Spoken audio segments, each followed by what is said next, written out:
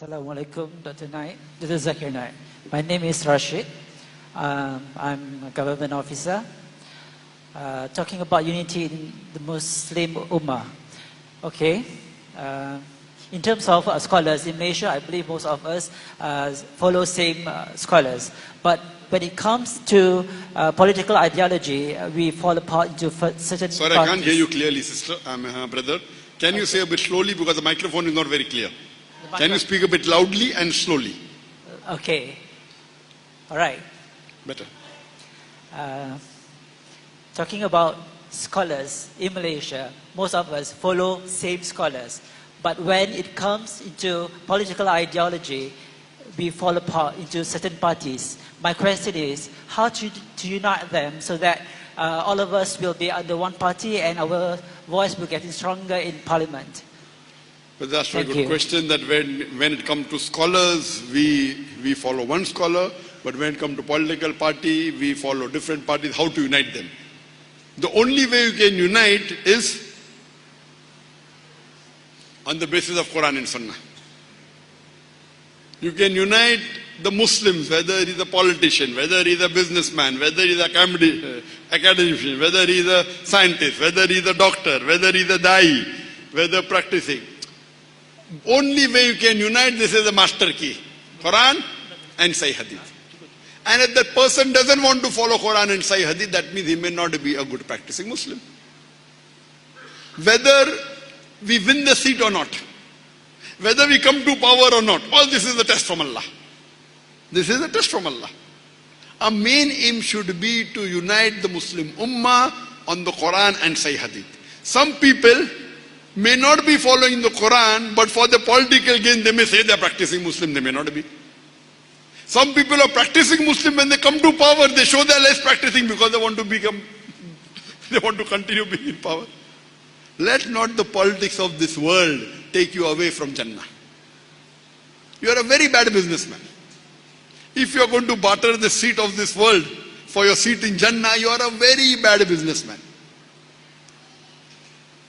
The seat in Jannah is much more valuable. So what we find that many a times in politics, we are more bothered about maintaining a seat than maintaining the guidance of Allah and His Rasul. In India, I know many politicians who are far away from the deen, but because they will win, because they show they're Islamic, they will prove themselves Islamic, they may not be Islamic. There are some good Muslims who come to power to show themselves secular. What they do? That they start behaving secular. They are good Muslims. Before they came to power, they were practicing Muslim. Oh, now because I have come to power, if I wear trousers above the ankle, what will people say? So the trousers go below. They have a beard, they shave their beard. They were practicing before. So let not, and Allah says in the Quran in Surah Imran chapter 3 verse number 185. Allah says, Kullu nafsin zaikatul maut. Surah Imran chapter 3 verse 85. Kullu nafsin zaikatul maut. Every soul shall have a taste of death. The final recompense will be on the day of judgment. And the person who is safe from the hellfire and enters Jannah has achieved the objectives of this world. For this world is nothing but goods and chattels of deception. All this is a test for us. Whether when I do business, am I doing business according to the Quran and Sunnah? When I'm doing my academics, am I doing according to Quran and Sunnah? When I'm doing my profession, when I'm doing my job, am I honest or not? So all this is Quran and Sunnah. So the only way you can unite the Muslim Ummah is on the Quran and Sunnah. Whether they come to it or not, you at least be on Quran and Sunnah. Correct? What should we say? Whether you're able to do it or not, you stick to the Quran and Sunnah. If everyone goes away, you stick, at least you will go to Jannah. If I stick, at least I will go to Jannah. A Jannah is very precious. You cannot barter the Jannah for anything in this world. For any power in this world, for any wealth, $1 million, $1 trillion, $zillion dollar. You cannot barter it for the Jannah. Our beloved Prophet Muhammad said, a believer lives in this world like a prison.